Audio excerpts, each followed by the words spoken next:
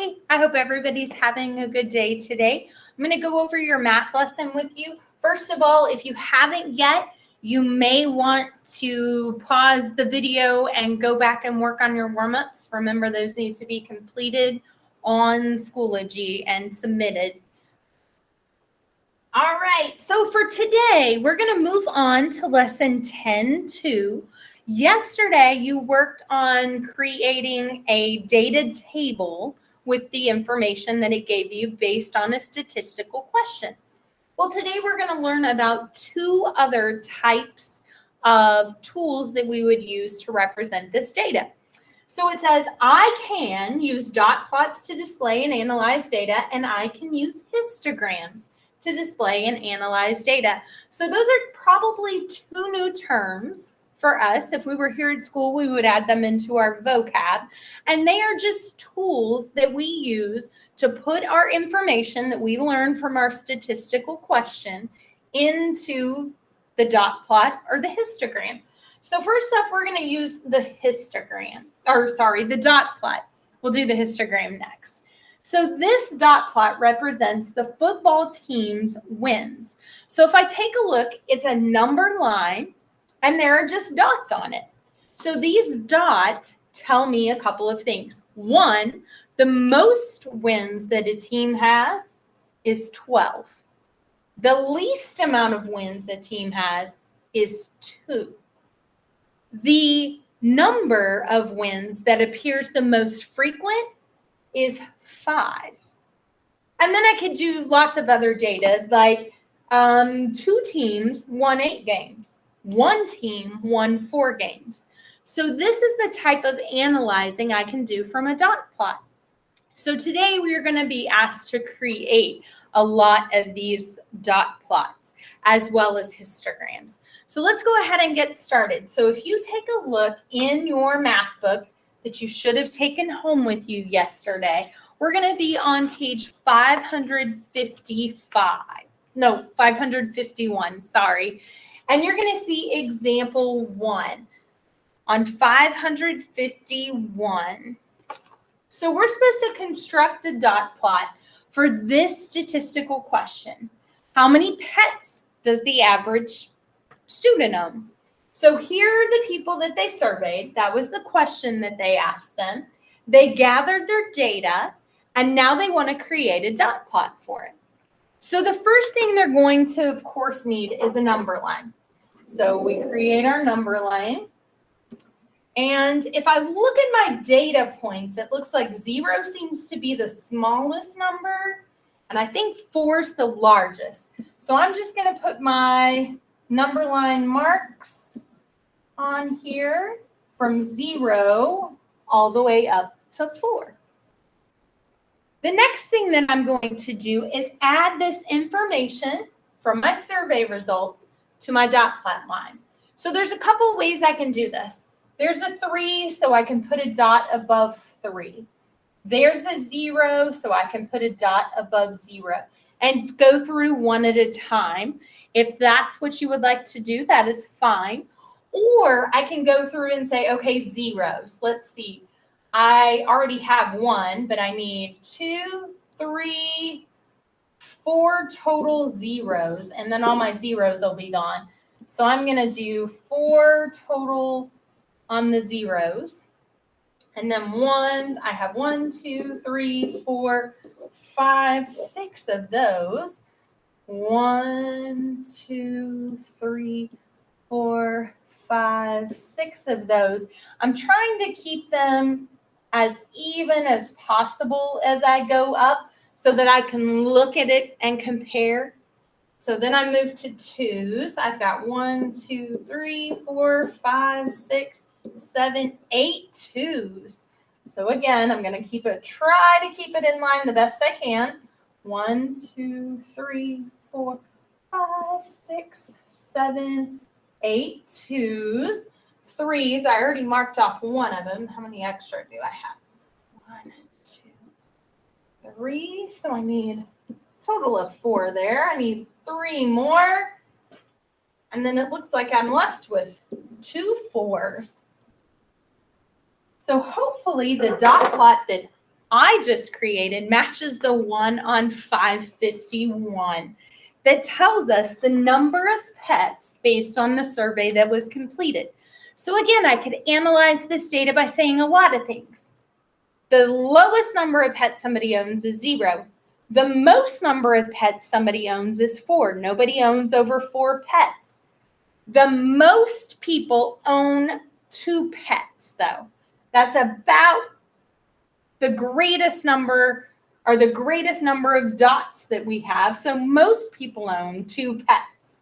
And I could go on to say, I see there are 2 more here than here. So I could assume that 2 more people own 2 pets than what own 1 pet. So I can get lots of information from here. But one thing I do want to point out is I can tell you the total number of students that responded to the survey. All I have to do is count up these dots. So if I count each dot, I'm going to find out that a total of 24 students responded to this survey. And then I've created my dot plot for my statistical question. So now we're going to work on the check. So if you'll turn over to page 552, you're going to get a chance to make your own dot plot. So on 552, there's a second statistical question. Leah is researching the number of calories in a serving of peanut butter, and she has bought various brands of peanut butter. Here are all the different brands she has bought and the calories that are in them. So what it wants us to do is make a dot plot that uses our information, our statistical question information, and puts it in dot plot form. So again, we're going to need our number line. And then it looks like my lowest is going to be that 160. My highest is that 210.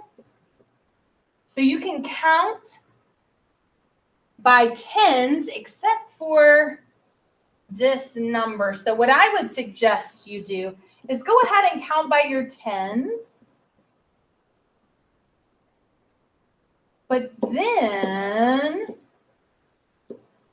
we can go back and add these halfway points that we'll be able to add our 185 at.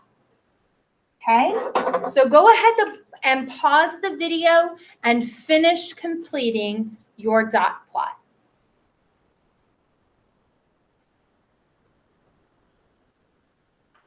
Let's see how you did. So as you continued, we got you started and got it set up. Your dot plot should look something like this. One of our peanut butter brands had 160 calories, and that happened to be the least number of calories.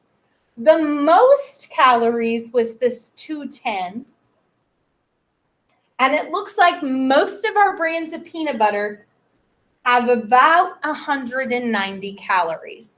So that's analyzing our information from our dot plot. And if you look on page 552, part B for the check, you see a lot of analyzing that it leaves you to do. So let's talk about it. It said there are blank brands of peanut butter. So think about it. It's asking me how many total brands of peanut butter are on my dot plot. So all I want to do is count up my dots. So if you count up your dots, we should get 16 brands of peanut butter that Leah researched. Now the brand with the greatest number of calories, we talked about that. Remember, greatest is going to push us this way. The greatest number that we get to is 210. And the brand with the least number of calories, least is going to be back this way. That would be 160.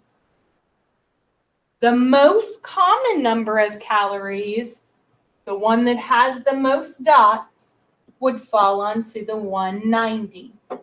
Make sure you're taking notes and filling this in with us, because this is what's going to help you be able to do your assignment. Right? If you have questions about dot plots, remember I'll have office hours today, or you can feel free to email me and I can help you out as well. Right? So now we're going to move away from dot plots and talk about our second tool, and that is a histogram. A histogram is just a bar diagram, except the biggest thing is we want to keep our spaces down here even. So on this one, this is the cost of a remote control airplane, and my histogram follows like $25 increments. So it gets bigger, 25, add 25 more, 25 more, 25 more, 25 more. And another thing about a histogram is all my bars are touching. Now, the reason there's nothing here is because we have no data point for that. So there is a break in my histogram there. But a histogram is just like a bar diagram, except for we need to have even increments, so even amounts, as we go across the bottom, and our bars need to be touching. So let's look at a histogram example on page 553. On page 553, it gives us the statistical data for the question, how many daily visitors attended the park each day for 20 days? So they gathered their data. Now this one's a little different. The first thing we're going to have to do is put it in a frequency table. So this is what you guys went over yesterday. So we're going to take our data and put it in our frequency table. So again, I would probably use tally marks because it just helps me keep track of it a little easier. So I'm going to take 1 tallies here, 209 would go here, and I'm going to continue on until I go through all of these data points.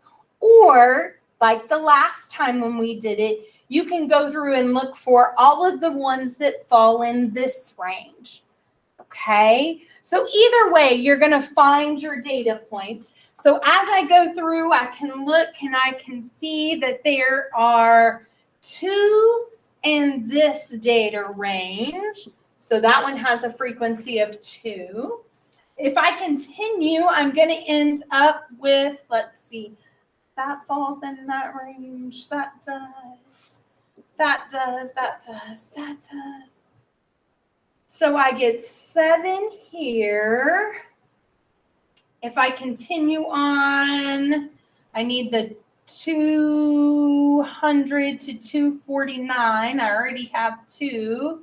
So this would make 3, 4, 5, 6, 7, 8. So 8 here. And again, if you'd rather just fill in your tally marks going, well, there's 1 here. I know that one goes there. This one has to go here. Do them one at a time if that's easier for you, okay? But either way, we figure out we have 1 left of all of those. All right? Now, the next step, once I have my frequency table, is to create my histogram. So I'm going to use my data from my frequency table, and we went in intervals almost to 50, so 49s, and from 100 to 49, there were 2 people that answered that question. So I'm going to go up to my 2, and I'm going to make my bar come across, and I will shade that amount in.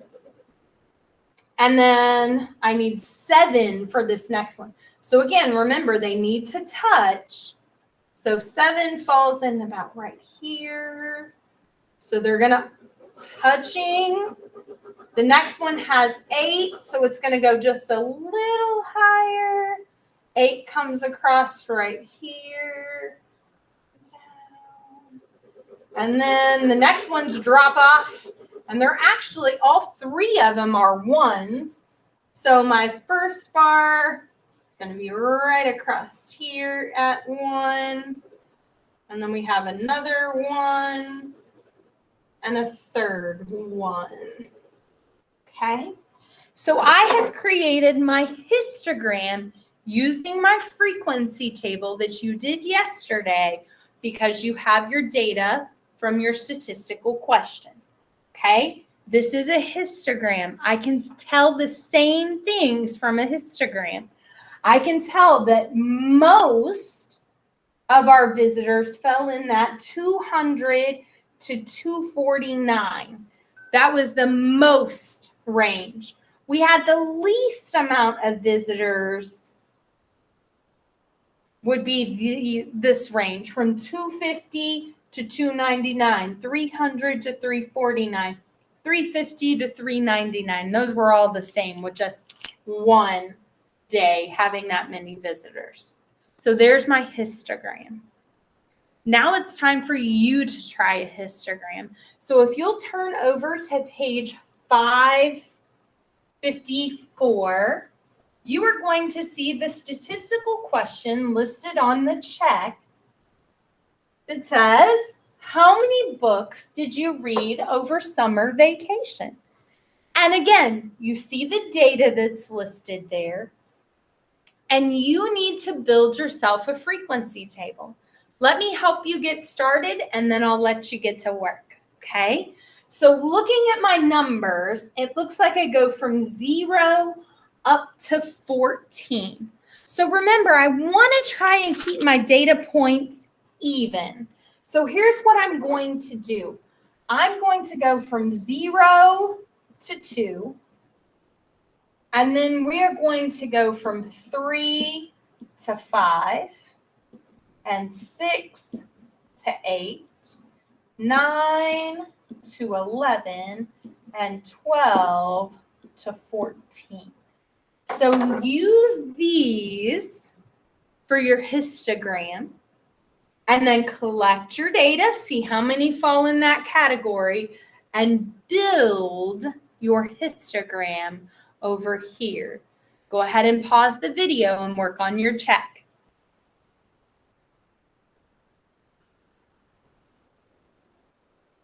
All right, let's see how you did with your histogram creation.